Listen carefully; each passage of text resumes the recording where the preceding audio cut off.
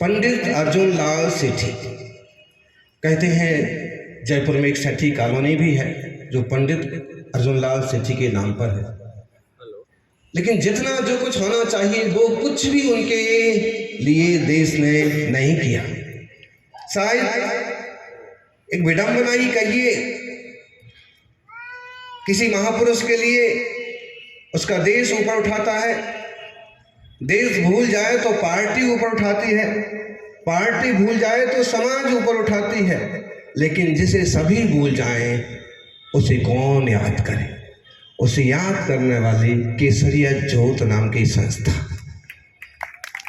और इनकी युवाओं ने अभी, जैसा कि घनश्याम जी, डॉक्टर घनश्याम बेनीवाल बता रहे थे आपको, बहुत गहराई की बातें बताई।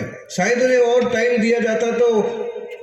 और उसके बाद डॉक्टर शिवपाल जी, शिव सिंह जी पालावत, और उसके अमरीश वर्धन, ये तो अर्जुन सेठी के समझ लीजिए, मुझे लगता है कि अवतार तो नहीं हो गया है।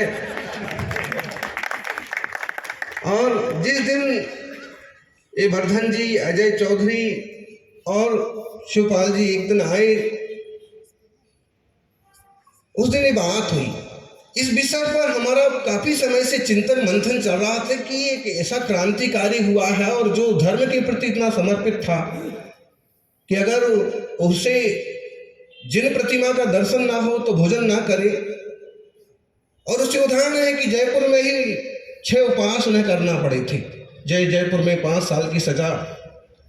जो महाराज माधो सिंह उन्हें अपना प्रधानमंत्री बनाने को तैयार थे, आग्रह कर रहे थे, और उनकी बात को उन्होंने ठुकरा करके कहा था, अभी किसने कहा था ये, कि अगर अर्जुन सेठी नौकरी करेगा तो देश को स्वतंत्र कौन करवाएगा, देश की लड़ाई कौन लड़ेगा?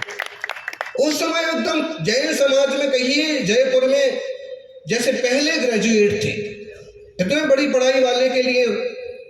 और उनके पिताजी चौमू रियासत में कामदार के पद पर थे।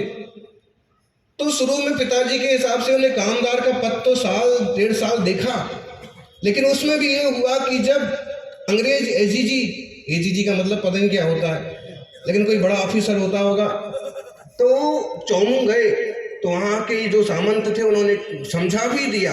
अर्जुन सेठी ने व्यवस्थाएं भी पूरी की, लेकिन उस एजीजी ने एक खराब शब्द बोल दिया, रस्टिक, मतलब गवाह, राष्ट्रिक जो भी है, अंग्रेजी के शब्द ऐसे ही है। तो वो गवार शब्द उनको बहुत चुभ गया और उन्होंने वहां से नौकरी छोड़ दी। जयपुर दरबार में उन्हें प्रधानमंत्री पद की नौकरी देना चाहिए। गरीबी तो उनने जैसे अपने हाथ से बुलाई थी कि चाहे सूखी रोटी खा के रह जाऊंगा, लेकिन देश को स्वतंत्र करा करके ही मानूंगा। प्रधानमंत्री बन के ऐश करते, आराम करते, कौन सी तकलीफ थी उस समय उनको? लेकिन नहीं, आम स्वार्थी लोगों की तरह उन्होंने नहीं सोचा।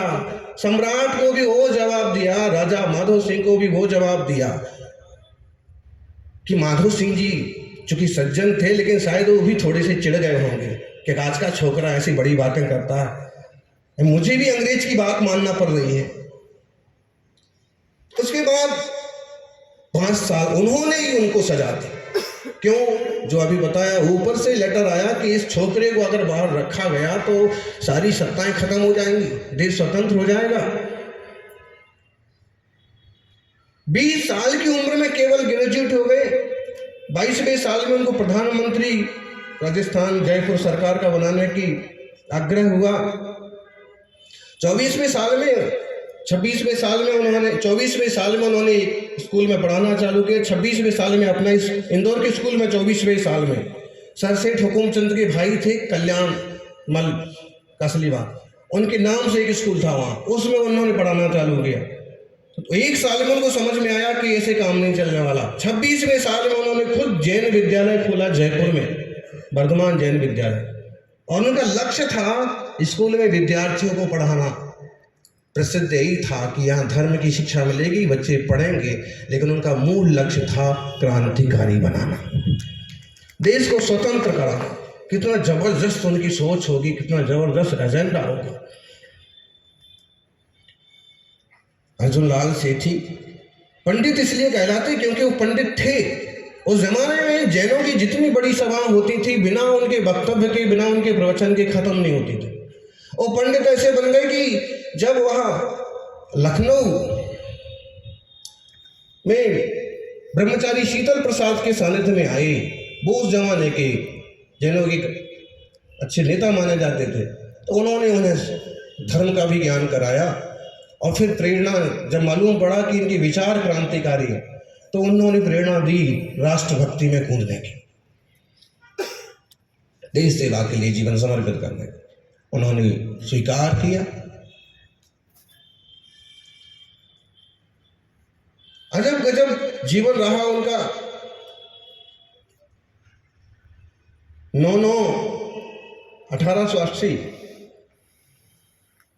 9 सितंबर 1880 जन्म तिथि,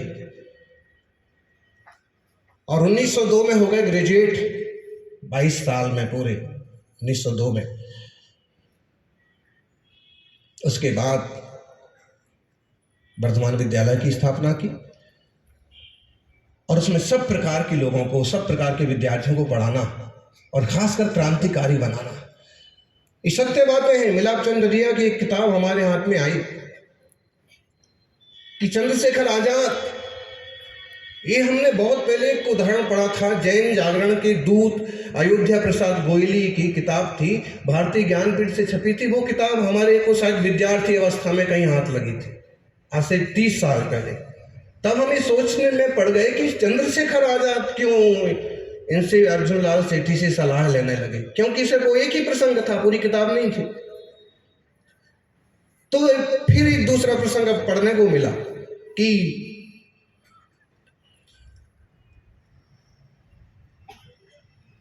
जब उनसे जयपुर में अयोध्या प्रसाद गोयली का मिलना हुआ,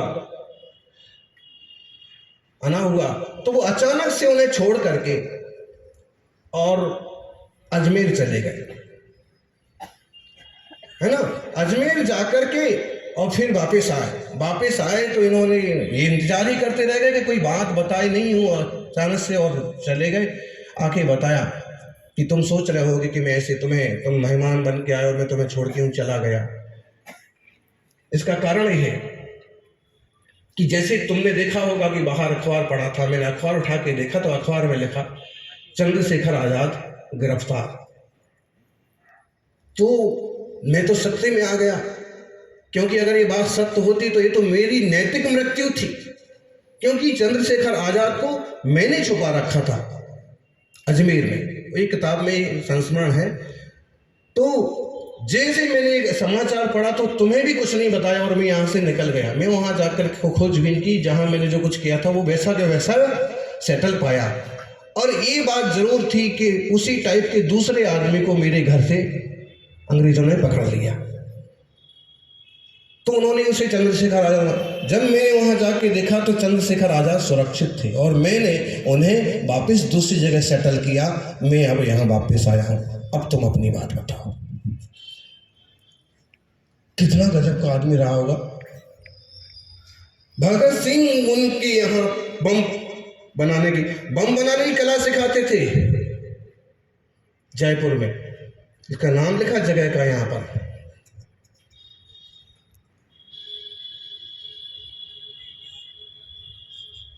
मतलब वो नरम दल और गरम दल दो तरह से विभाजन जैसे हो गया था, लेकिन वो एक में एक ऐसे इंसान थे कि नरम दल में भी उतने माननीय थे और गरम दल में भी उतने माननीय थे। सुभाष चंद्र बोस जैसे और भगत सिंह और चंद्रशेखर आजाद और प्रताप सिंह बारठ तो उनके शिष्य थे, खैर केसरी सिंह उनके मित्र थे। ऐसे लोगों से उनकी जबरदस्त संबंध, क्या दांत काटी रोटी थी, मित्रता थी, क्योंकि सबके विचार एक जैसे हैं और देश को स्वतंत्र कराना है। और उसी लेवल पर गांधी जी, लोकमान्य तिलक जैसे लोग उनके विचारों का सम्मान करते थे, सम्मान देते थे। एक बहुत जबरदस्त छवि उनकी रही। लेकिन ये सब परिवर्तन कैसे हुए, गंभीरता से आप इस किताब को पढ़ेंगे तो कुछ मालूम पड़ेगा। कल प्रवीण चंद्र छावड़ा जी आए थे, उनसे भी बात हुई तो उन्होंने कहा कि मैं किताब लिखने का मन तो बनाऊं, लेकिन जब तक मुझे उनकी मृत्यु की सही तिथि नहीं मिलती है तब तक मैं हिम्मत नहीं कर पा रहा। इसलिए असली मृत्यु की तिथि नहीं है, और सच्चाई तो यह है कि वे उस वक्त मरे भी हैं कि नहीं मरे, इसका भी कोई पता नहीं। जैसा कि सुभाष चंद्र बोस से उनका संपर्क था, शायद जो सुभाष चंद्र बोस जिस ढंग से गायब हुए उसी ढंग से ये भी गायब हो गए हों तो कौन से आश्चर्य की बात। स्थितियां ऐसी थी, परिस्थितियां वैसी थी, जो भी है, लेकिन इस इंसान की धार्मिकता को आप नजरअंदाज नहीं कर सकते। एक तो पंडित शब्द लगाया जा रहा है, पंडित प्रायः करके ब्राह्मण के आगे लगता है, वो कोई शास्त्री कर लें, कोई अच्छे विद्वान हो तो इनको भी लग रहा था। इसका मतलब है कहीं ना कहीं जैन शास्त्रों के पंडित थे और बड़ी बड़ी सभाओं में जाते थे, तो कितने धार्मिक रहे होंगे। और उनके जो एक दो वक्तव्य मिलते हैं, बड़वानी तीर्थ यात्रा के समय अयोध्या प्रसाद गोयली उनके मित्र थे, उनके साथ उन्होंने एक प्रतिज्ञा की थी कि जिंदगी भर मैं लोगों को जैन धर्म सिखाऊंगा और निरंतर क्रांति के लिए जूझता रहूंगा, देश स्वतंत्रता के लिए अपनी आत्मा शरीर को भी होम दूंगा। ये प्रतिज्ञा उन्होंने की थी। इसका मतलब अहिंसा, सत्य, सब कुछ उन्हें प्यारा था, लेकिन देश की क्रांति, देश की स्वतंत्रता उससे भी ज्यादा प्यारी। क्रांति के बिना शांति नहीं आती है। क्रांतिकारियों ने क्रांति की, नरम दल गरम दल वालों ने देश को स्वतंत्र कराया है, तो आज अपन शांति से बैठ कर के धर्म की जात बातें कर पा रहे हैं। मुनियों संतों का विहार, चलना फिरना और प्रवचन सुन पा रहे हैं, वरना सब कुछ मुश्किल था। सौभाग्यशालियों, हमें कृतज्ञ होना चाहिए ऐसे महान लोगों का, शहीदों का, क्रांतिकारियों का। अर्जुन लाल सेठी की पूरी कहानी हमारे लिए तो बहुत वक्त लग सकता है बोलते बोलते, फिर भी इतना समझ ले, इतना सब कुछ होने के बाद आखिर उन्हें भुला क्यों दिया गया। कल जब हमने कहा कि वो तो राजस्थान के पहले मुख्यमंत्री भी हो सकते थे, गांधी के लेवल के आदमी थे, प्रधानमंत्री भी हो सकते थे, तो छावड़ा जी बोले कि राजनीति के कारण से उनको इतने थपेड़े खाना पड़े। हरि भाऊ उपाध्याय है ना, वो भी चूंकि अच्छे क्रांतिकारी रहे, लेकिन राजनीति, अंदरूनी राजनीति भी कितनी खतरनाक होती है कि जब वो बेल्लूर जेल से छूट करके आए तो एक तो लोकमान्य तिलक ने उनका महाराष्ट्र में स्वागत किया। किसने? उस समय के सबसे बड़े नेता, गांधी जी को भी सिखाने वाले जैसे लोकमान्य तिलक, बहुत सज्जन और गणेश स्थापना के माध्यम से युवाओं की शक्ति को एकत्रित करने का जुनून जलाने वाले, उन्होंने उनका स्वागत किया और साथ में कहा कि आपके चरण रज से हमारी महाराष्ट्र की धरती पवित्र हुई, हम कृतकृत्य हैं। बताइए कितना बड़ा इंसान और क्रांतिकारी रहा होगा। उसके बाद जब इंदौर में उनका स्वागत हुआ ना, तो उनकी घोड़ों वाली बग्गी से घोड़े निकाल करके युवाओं ने बग्गी अपने कंधों पर पूरे शहर में घुमाई। उसमें सबसे आगे हरिभाऊ उपाध्याय थे। बाद में वो अंदरंग की राजनीति किस ढंग से काम करती है, बाद में वही हरिभाऊ उपाध्याय और दो चार नेता, चूंकि पीछे नाम तो लेने से क्या पता, अब सभी मर गए, जमनालाल भी रहे हैं, कि उस ढंग से खिंचाई की कि जब कानपुर अधिवेशन में वो सभापति चुन लिए गए, उनकी पूरी पार्टी, उनकी जो अपना ग्रुप था वो राजस्थान कमेटी के लेवल पर आ गया, चुन लिया गया। पहले एक कोशिश की कि चुने ही ना जाए, कांग्रेस में भी अंतरंग चुनाव होते थे ना कमेटियों के, तो वो चुन लिए गए, सभापति चुन लिए गए राजस्थान के, उनकी पूरी टीम बन गई। लेकिन इन लोगों ने ऐसा उपद्रव कर दिया कि वो चुनाव रद्द करा दिए। इससे उनको बहुत चोट लगी अंतरंग कि हमारे तैयार किए हुए लोग हमको ही मतलब इस ढंग से।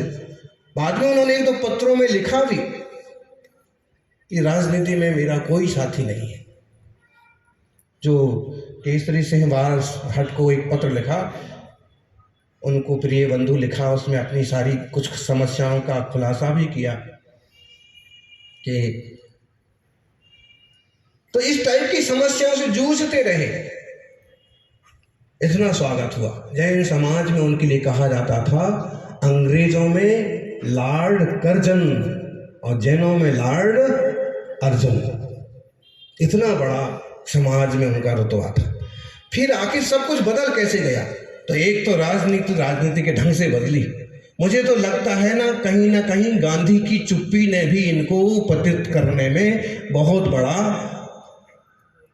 अब क्या बोलने का, बहुत बड़ी भूमिका निभाई कि जब उनके साथ अन्याय हो रहा है, उसी मैदान में, उसी चुनाव के, उसी मीटिंग्स के अवसर पर, तो उनमें बड़े नेताओं को बोलना चाहिए ना। वो लिखा, अजमेर में बाद में सारे शिविर में बाद में सारे बड़े नेता उनके निवास पर पहुंचे। गांधी जी, नेहरू जी, ऐसे सब बड़े नेताओं के नाम लिखे।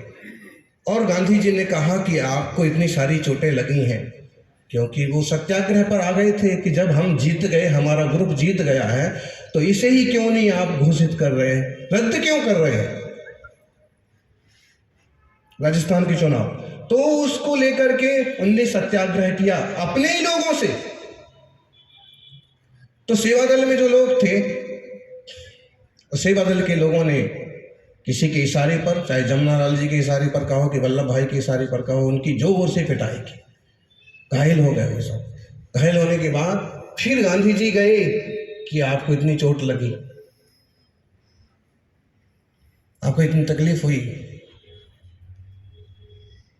मैं उपवास करूंगा। तो उन्होंने गांधी जी को तो मना लिया कि आप उपवास मत करिए। उसी अवसर पर गांधी जी ने कहा कि आप तो हमारे गुरु तुल्य हैं। लेकिन तब क्यों चुप्पी रखी जब पिटाई हो रही थी?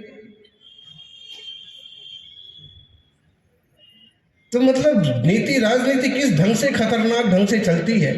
अब तुम उपवास करने की बात, और ये स्वाभाविक है कि अर्जुन सेठी जैसे लोग जो हैं वो तो कह ही देंगे ना कि उपवास मत करिए। उपवास करना ही गांधी जी को अर्जुन सेठी ने सिखाया था। आप कहोगे कैसे? पहले तो जयपुर में 6 उपवास किए थे और फिर बेल्लूर जेल में 1910 के पहले बेल्लूर जेल में 70 उपवास किए थे।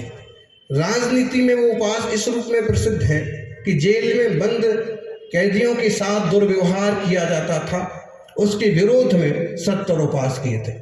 लेकिन इसको धार्मिक लोग इस ढंग से बोलते हैं कि 70 दिन तक उन्हें भगवान के दर्शन नहीं हुए थे, इसलिए उन्होंने उपवास किए हैं। और उसमें फिर एक बात सही जोड़ी भी गई कि जब उनके शिष्य महात्मा भगवान दीन मूर्ति लेकर के जेल में उनको दर्शन कराया, उसके बाद उन्होंने उपवास का विसर्जन किया, भोजन किया।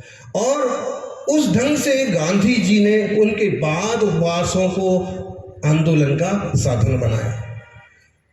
चूंकि गांधी जी की अपनी भूमिका रही है, बढ़े ही रहे हैं, उसकी कोई बात नहीं, लेकिन इनका भी रोल देश की स्वतंत्रता में कहीं कोई कम नहीं है। बस उसे भुला दिया गया, ढक दिया गया। और फिर जैनों ने ऐसा क्यों किया? देखो, जाति पाति अस्पृश्यता वगैरह की बातें तब जबरदस्त स्तर पर थी। जब उन्होंने वर्धमान विद्यालय खोला तो लोगों ने खूब दान चालू किया। वर्धमान जैन विद्यालय खोला है, जैनों ने खूब दान दिया, संस्था खड़ी हो गई, टीचर्स खड़े हो गए, सारी चीजें आ गई, सब कुछ हो गया। जब विद्यालय चालू हुआ तो उसमें सबको प्रवेश देने लगे। कोई भी आओ, झाड़ू लगाने वाले हों, मल उठाने वाले हों, कोई भी हों, हम सबको शिक्षा देंगे। कुछ जो पौगापंथी थे उसके विरोध में आ गए कि तुम एक लाइन में सब बच्चों को कैसे बिठा सकते हो। तब तो गजब था ये छुआछूत का। श्री गांधी जी को देखेंगे कि छुआछूत को उन्होंने मिटाया, हरिजन निकालते थे, ये करते थे, लेकिन अर्जुन सेठी का कोई कम रोल थोड़ी है। इससे बड़ा दंड उनको इसका क्या मिलता कि जब उन्होंने एक मुसलमान बच्चे को भी वहां भर्ती कर लिया। प्रताप सिंह बारहट, लोग चारण की कौम को भी तो छोटा ही मानते थे उस जमाने में। ये तो थोड़ी सद्बुद्धि अवाई है। फिर ऐसे लोगों को, फिर उस पर एक मुसलमान को भी ले लिया, तो पूरी समाज उल्टी पड़ गई कि तो उनका बहिष्कार कर दिया, उनके विद्यालय का बहिष्कार कर दिया। उनकी जो दान की पेटियां मंदिरों में रखी थी वो पेटियां खत्म करवा दी। ये हुआ परिणाम कि मतलब ये है कि वो एकदम निस्सहाय जैसे हो गए। उनको जयपुर छोड़ना पड़ा। जयपुर छोड़ करके वो इंदौर गए। 6.5 महीने वहाँ पढ़ा रहे थे स्कूल में कि अंग्रेजों ने उन्हें गिरफ्तार कर लिया। तब तक एक क्रांति, इस ढेर सारी बातें हैं, घटनाओं में घटनाएं घुसी हुई हैं। सिर्फ एक ही कारण नहीं बना कि जैनों ने बहिष्कार किया, ये तो बहिष्कार का कारण बना ही। दूसरा कारण बना कि जो निमेज हत्याकांड हुआ आरा के पास किसी धन वाले व्यक्ति को, और सेठी जी की योजना के अनुसार सेठी जी के शिष्यों ने जाकर के इसलिए खत्म किया था कि वो धन हमें मिलेगा तो हम देश की क्रांति में लगाएंगे। उनका मन खराब नहीं था, धन के लिए नहीं उनको मारा। उनको चाहिए था कि मांगने से नहीं दे रहा है तो ऐसे लो। लेकिन वहां धन कुछ मिला नहीं ज़्यादा। उल्टा ये हुआ कि उनके प्रिय शिष्य, उसी विद्यालय के 3 जैन विद्यार्थी और दूसरे कमला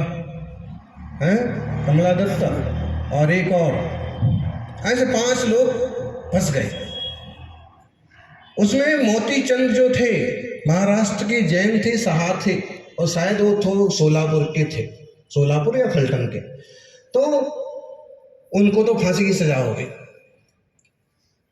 देवचंद जी भी उसमें थे, उनके शिष्यों में। और देवचंद जी, जयचंद, माणिकचंद ये महाराष्ट्रियन जैन थे, उनके पास क्रांति सीखने ही आए थे। लेकिन जब ये देवचंद ने ये देखा कि देखो मोती चंद ने अपने जान पर खेल करके भी देश के लिए इतना काम किया, और फंसवाया किसने? वो नहीं फंसते, उन्हें फांसी नहीं होती और ना उन दूसरे को आजीवन कारावास होती। फंस ऐसे गए कि कोई शिव नारायण नाम के व्यक्ति थे जो विश्वासु थे, सेठी जी उनको भी साथ में लेके आए और उन पर दबाव अंग्रेजों का बना, तो उनके मुंह से पूरी घटना निकल गई। तो मोती चंद को फांसी हुई। ये तो किसी को पता नहीं। देश के लिए उन्होंने काकोरी हत्याकांड जैसा एक, समझ लीजिए, क्योंकि हत्या करना कोई अच्छी बात नहीं है, लेकिन उस काल के हिसाब से वो कितना जरूरी काम देश के लिए किया था मोती चंद साहा। और देवचंद साहा, जब उनके मित्र ने ये देखा कि ओहो हमारे ही लोग अपनी चमड़ी बचाने के लिए अपनी रंजिश बस फांसी पर चढ़वा दिया, तो वो क्रांति से भी विरक्त हो गए। गृहस्थी से तो विरक्त थे ही कि मुझे क्रांतिकारी बनना है और यहाँ सीखने आए। लेकिन क्रांति में जब धोखेधड़ी देखी कि मेरे गुरु के साथ ऐसा अन्याय हुआ, मेरे मित्र, मेरे भाई के साथ फांसी पर चढ़वा दिया हमारे लोगों ने, तो इस चीज से चिढ़ गए और विरक्त हो गए और वैरागी बन करके उन्होंने आचार्य शांति सागर से मुनि दीक्षा ली। कमल बाबू, किसने दीक्षा ली? देवचंद साहा आचार्य शांति सागर जी से दीक्षा ली और वो बने मुनि समंत्र भद्र। आज उनके नाम से बहुत बड़ा स्कूल कॉलेज है कुंभोज बाहुबली में, आचार्य समंत्र भद्र। क्योंकि उनने बाद में भी देश और समाज सेवाई का काम किया, लेकिन क्रांति उन्होंने छोड़ दी। ये सब गद्दारी, अपने लोगों की गद्दारी के कारण से। तो इसका एक कारण बना कि जब बहिष्कृत हो गए तो यहां से चले गए। धीरे धीरे परिस्थितियां गिरती गई, क्रांति करते रहे, तरह तरह की योजना बनती गई। जब समाज से दूर हो गए, समाज ने दूर कर दिया, तो तब की दूरी आज तक चली आ रही। जैसे कल जयपुर के लॉयर सुधांशु कासलीवाल, उनको वो भी बैठे, तो हमने उनको कहा कि अब क्या हो सकता है, तो उन्होंने कहा कि महाराज जी वो पीढ़ी ही खत्म हो गई, अब तो नई पीढ़ी खड़े होकर के इसको ठीक ढंग से ले तो अल्बर्ट हॉल का नाम अर्जुन सिटी हॉल क्यों नहीं हो सकता? सबके लिए हो रहा है, और जिसमें ये तो बहुत स्तर के नेता थे, अभी कह रहे थे कि सरकारी जो गवर्नमेंट कॉलेज है उसका नाम पंडित अर्जुन लाल सेठी कॉलेज होना चाहिए। बिल्कुल होना चाहिए। अल्बर्ट की अब क्या जरूरत है? अरे उनसे ही तो पंगा लिया था इन लोगों ने। उन्हीं को हटाने के लिए तो अल्बर्ट अब हाल के पास का अपना पुश्तैनी घर भी छोड़ करके वो यहां से अजमेर बस गए थे। तो अल्बर्ट पास के ही उनका घर है और उसी का नाम, अगर अल्बर्ट हॉल का नाम पंडित अर्जुन सेठी हॉल रख दिया जाए तो सरकार की, देश की, समाज की इससे बड़ी कोई दूसरी श्रद्धांजलि नहीं होना चाहिए। फिर वो आगे की कथा तो बहुत खतरनाक है कि कैसे वो दरगाह पहुंचे, क्योंकि उनको सब धर्मों का ज्ञान था और सारे धर्मों के लोग उनका सम्मान करते थे, उन्हें बुलाते थे। वो जैसे हिंदी बोलते थे वैसे ही गुजराती बोलते थे, वैसे ही उर्दू बोलते थे, वैसे ही मराठी बोलते थे। अनेक भाषाओं का ज्ञान था और उनको क्रांतिकारी लोग भी इसलिए पसंद करते थे कि वो जहाँ जाते थे 15 दिन में वहाँ का सब माहौल, भाषा सीख करके उसी में ढल करके देश के लिए काम करते थे। महाराष्ट्र गए तो उन्हें कोई पहचान नहीं सकता कि ये राजस्थान का आदमी है। वो महाराष्ट्री टोन में काम करेंगे, पकड़े नहीं जाएंगे और क्रांतिकारियों का काम चलता रहे। और शायद वो विदेशों में भी जाना चाहते थे, इसलिए उर्दू माहौल में रहे, अरबी माहौल में रहे। उनने अंग्रेजी सरकार से बचने के लिए अपना रूप भी बदल लिया, अपना नाम भी बदल लिया। देश के लिए इतना पक्का जैन धर्म को गहराई से जानने वाला व्यक्ति ऐसे बातों बातों में बन जाएगा क्या? धर्म छोड़ देगा? उसके पीछे कारण रहे। एक तो अंग्रेजों की गिद्ध दृष्टि कि अगर ऐसे लोग जिंदा रहेंगे तो हमें भारत छोड़ के जाना पड़ेगा, तो उससे बचने के लिए। दूसरा, समाज ने बहिष्कार कर ही दिया तो समाज में भी छुपने की जगह नहीं है, सिर छुपाने की जगह नहीं है। और तीसरी बात, वहाँ के विद्यार्थियों को पढ़ाएंगे, वहाँ के कुछ संस्कार हासिल करेंगे और उसके बेस पर हम अपनी बातें आगे बढ़ा पाएंगे। खुद को वो नहीं बन जाना है और वो वहाँ पर रहते रहते मरे भी, इसका कोई प्रूफ नहीं है। एक दिन बात हुई तो ये वर्धन बोले कि महाराज जी अगर वहाँ कब्र है तो कब्र खुदवाई जाए और डीएनए टेस्ट कराया जाए कि किसकी कब्र है। आजकल तो सब कुछ, सुभाष चंद्र बोस के लिए तो कुछ लोग लड़ ही रहे ना, आज भी लड़ रहे कि खोज करिए, तो अर्जुन सेठी के लिए क्यों नहीं हो सकता? निश्चित हो जाएगा कि वो यहाँ, और फिर तारीखें भी निश्चित की जा सकती हैं।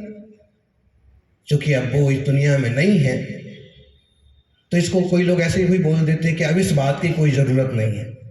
भाई ज़रूरत नहीं है, लेकिन पुरखों की संस्कृति को, पुरखों के संस्कारों को जान करके आगे की पीढ़ी को प्रेरणा मिलती है कि सच्चा क्षत्रिय कौन होता है, सच्चा राजपूत। ये तो जैन भी कहते हैं कि तीर्थंकर सारे राजपूत थे। जैन धर्म को मानने वाले ढेरों लोगों की जो जातियां हैं वो राजपूत ही हैं। लेकिन जैसे अर्जुन सेठी अभी खंडेलवाल जाति के हैं, खंडेला के राजपूत जिनने जिनसेन आचार्य के सानिध्य में 900 साल पहले जैन धर्म स्वीकार कर लिया, वो खंडेलवाल कहलाने लगे। और खंडेलवाल में सेठी, छावड़ा, बड़जात्या, ये सब अपने गोत्र बन गए उनके। तो वास्तव में वो क्षत्रिय ही थे, लेकिन सच में उन्होंने अपने जीवन में क्षत्रिय जैसा काम करके भी दिखाया। और वो क्रांतिकारी नहीं थे। क्या वो क्रांतिकारी नहीं थे? क्रांतिकारियों के भी गुरु थे, गुरु थे, सिखाना था कैसे क्रांति करना, आपको कैसे आगे बढ़ना। ऐसा नहीं हो कि तुम इतना सा काम किए और उसके पहले ही पकड़े गए, फंस गए। तो क्रांति भी कैसे करना, देश की सेवा कैसे करना, रक्षा कैसे करना। ऐसे अद्भुत प्रज्ञा शक्ति के धनी अर्जुन लाल सेठी के बारे में कैसा जबरदस्त हृदय, मतलब आपका रो पड़े कि भी जोधपुर जा रहे हैं उनका बेटा अस्वस्थ है, 20 साल का युवा पहला पुत्र अस्वस्थ है और जोधपुर जा रहे हैं। इसी बीच मुंबई से सुंदरलाल बहुगुणा का तार आया, मैसेज आया, संदेश आया। सुंदरलाल बहुगुणा भी प्रसिद्ध गांधीवादी हुए, पर्यावरणविद हुए। तो सुंदरलाल बहुगुणा का उनके पास संदेश आया कि तुम्हें मुंबई में संबोधन करने को जाना है। अपने मरते हुए बेटे को छोड़ माने उस तरफ जाने की बजाय उन्होंने तुरंत दिशा बदली और मुंबई में जो बड़ी सभाएं थीं उसमें वहां जाकर के उन्होंने संबोधन किया। उसी संबोधन के बीच उन्हें अपने बेटे की मृत्यु का समाचार का तार मिला। देशभक्ति का जुनून बोलो, क्या बोलोगे इसको, वो तार उन्होंने देख लिया, पढ़ लिया, जेब में रख लिया और वैसे ही लगातार बोलते गए। तार लाने वाले ने ये बात आजू बाजू के लोगों को बताई कि ये तार में ऐसा तार आया है, तो लोग सभा में आंसू बहाने लगे। बूंद की आंख से आंसू नहीं निकले, बात पूरी हो गई। लोग उनको सांत्वना देने आए। और ऐसा नहीं, अपना बच्चा किसको प्यारा नहीं होता है, और जवान हो और युवा हो। बाद में एक पत्र में उन्होंने लिखा कि मैं तो क्रांतिकारी तैयार करना चाह रहा था, लेकिन उसके पहले दिया बुझ गया। तो कितनी बड़ी सोच। फिर तो ऐसा कोई कर सकता है, इतना कोई धैर्यवान साहसवान देश के लिए है। वो सभा बीच में भी छोड़ी जा सकते हैं, वहीं रोने लग सकते हैं, संवेदनाएं बटोर सकते हैं लोगों की। कुछ नहीं, पहले देश, फिर धर्म समाज और बाद में खुद। ऐसा नहीं कि एकदम विद्वान थे, पंडित थे और उनका आत्मा का अध्यात्म का भी दृष्टिकोण झलकता है। उनके जो कुछ पत्र मिले हैं उनमें उनका आध्यात्मिक दृष्टिकोण भी झलकता है। और एक पत्र में तो यहाँ तक कहते हैं कि मैं मर के फिर से भी स्वर्ग जाकर के भी अपने देश की सेवा करना चाहूँगा। देश दुरुस्त है तो समाज दुरुस्त है, समाज दुरुस्त है तो धर्म दुरुस्त है, धर्म दुरुस्त है तो आपका जीवन दुरुस्त है, और अगर देश दुरुस्त नहीं है तो कुछ भी दुरुस्त नहीं है। सबसे पहले इसलिए ये जो बुद्धिमान लोग इस टाइप का कुछ उपक्रम करते हैं निस्वार्थ भाव से, उनने निस्वार्थ किया था, लेकिन समाज का कर्तव्य बनता है कि उनके लिए कुछ करे। कमी या खूबी सब में होती है। जो कमी को कमी मानता है वो तलाशता है, और जो कमी को खूबी मानता है वो तराशता है। उस माहौल में वो काम किया। हमने सुना है कि जयपुर में एक अस्पताल का नाम उनके नाम से रखा भी गया था। अब कितनी सच्ची बात है कि कोई अस्पताल का नाम रखा गया था। कौन बोल रहा था? बाद में उसका नाम सैटेलाइट हॉस्पिटल कर दिया। रखना चाहिए। कोकिला जी को भी थोड़ा सा क्रांतिकारी बनना चाहिए, बोलना चाहिए, ऐसे मंचों तक पहुंचना चाहिए, ऐसे लोगों के बीच में जाना। आपको केसरी ज्योत से जुड़ना चाहिए ताकि मातृशक्ति भी इनके साथ जुड़े, और जो आज तक ढके हुए क्रांतिकारी हैं, देश के लिए समर्पित लोग हैं, वो सामने आए। तो देशबंधु चित्तरंजन बंगाल के बहुत बड़े प्रज्ञावंत और क्रांतिकारी थे। उन्होंने कहा था अर्जुन लाल सेठी को कि तुम्हारी राजस्थान में कोई वैल्यू नहीं हो रही है, तुम तो बंगाल में पैदा होते तो देखते कि क्रांतिकारियों की वैल्यू क्या होती है। उस जमाने में उन्होंने कहा था उनसे। इसे कोटेशंस वगैरह इसमें कुछ है उपलब्ध। और गांधी टोपी का लोग बहुत सम्मान करते हैं, करना चाहिए। आजकल तो जैन पंडितों की फौज कहीं इकट्ठी हो तो गांधी टोपी जरूर लगाते हैं, भले बाहर निकलते ही जेब में रख लें। अर्जुन सेठी भी लगाते थे, और इनके सिर पर भी थोड़ी गांधी टोपी जैसी भी है, लेकिन इसे हम बाल गंगाधर तिलक वाली टोपी भी कह सकते हैं। उनने गांधी टोपी छोड़ दी थी। 2-3 ऐसे जबरदस्त किस्से बने कि गांधी तमाशा देखते रहे और उनकी जबरदस्त फजीती हुई, जबरदस्त अपमान हुआ, पिटाई कर दी। वो जिस लायक है उस पद के लायक जीतने के बाद भी उसको कैंसिल कर दिया। तो इतना फिर चिढ़ गए थे कि उन्होंने गांधी टोपी छोड़ दी थी, गांधी टोपी नहीं पहने। एक किस्सा दिया उसका कि अयोध्या प्रसाद गोयली एक फिर कांग्रेस अधिवेशन में इनको लेके गए जबरदस्ती कि आप पधारिए तो सही, सब बुला रहे हैं आपको, गांधी जी का संदेश आया है। गए, लेकिन गांधी टोपी लगा के नहीं गए। उन्होंने क्या किया, उन्होंने दूसरी स्टाइल की टोपी, उस समय की सिपाहियों की स्टाइल की टोपी, अलवर के प्रशासन की सिपाहियों जैसी टोपी पहन रखी थी। तो गोयली जो उनके शिष्य थे उनने वो टोपी छुपा दी और गांधी टोपी उसकी जगह पर रख दी। तो फिर उन्होंने उनको फटकार लगा दी कि क्यों जलील करते हो।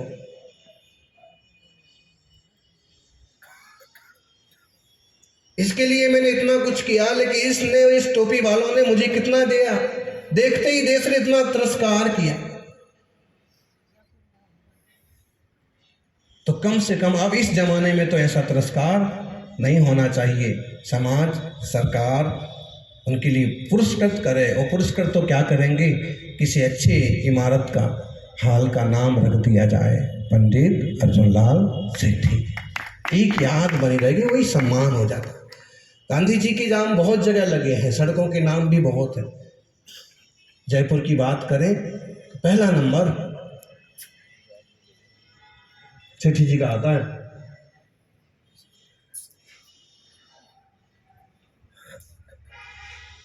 वास्तव में कितना ही धधकता हुआ कोयला हो सिगड़ी का। सिगड़ी को क्या बोलते हैं जी राजस्थानी में? सिगड़ी का कितना ही धधकता और कितना बड़ा कोयला क्यों ना हो, अगर उसे उठा करके बाहर डाल दिया जाए तो कितनी देर तक धधकेगा, कितनी देर तक चलेगा। मुझे लगता है वो ही हाल सेठी जी का होगा। राजनीतिज्ञों ने उनको राजनीति में से टांग खींच करके अलग कर दिया और समाज जनों ने अपने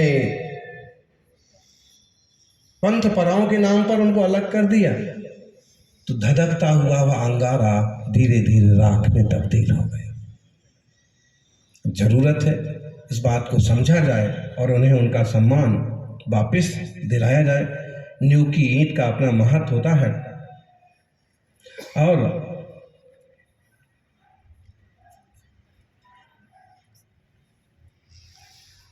बिना नींव के कोई इमारत बरसों तक नहीं टिकी रहती है। नींव का भी ख्याल और सम्मान जरूरी है। आज 22 दिसंबर अर्जुनलाल सेठी कि हमने इसको मृत्यु तिथि तो नहीं बोला है और ना बोलेंगे। हमने यही कहा था इन कार्यकर्ताओं को, इसे हम प्रतीक्षा दिवस के रूप में मनाएंगे। अब भी हम बहुत सारी प्रतीक्षा कर रहे हैं कि एक तो सच्ची तारीख सामने आए, सच्ची बात सामने आए कि कहाँ दफनाए गए, कहाँ मुसलमान बन गए, कहाँ इतना कट्टर आदमी जो गांधी के सामने नहीं झुकता है, सुभाष चंद्र बोस से आंख मिला के बात करता है। और ऐसा निश्चित रूप से उस रूप को धारण करने में, नाम बदलने में भी उनका देश के लिए कोई स्वार्थ छुपा होगा। अगर उन्हें मदरसे में पढ़ाया भी तो उसके पीछे भी उनकी कोई सोच रही होगी। और इस बात के वो पक्षधर थे, हिंदू मुस्लिम एकता हो, पूरे देश में एकता का माहौल हो, सब लोग मिलजुल करके आगे बढ़े, अपना उत्थान करें, इस बात के पक्षधर थे। इसका उन्हें कोई वो नहीं था। लेकिन इसका ये मतलब नहीं है कि आप उन्हें किसी भी रूप में ढाल दें। इसलिए प्रतीक्षा है कि सरकार उनके लिए क्या करती है।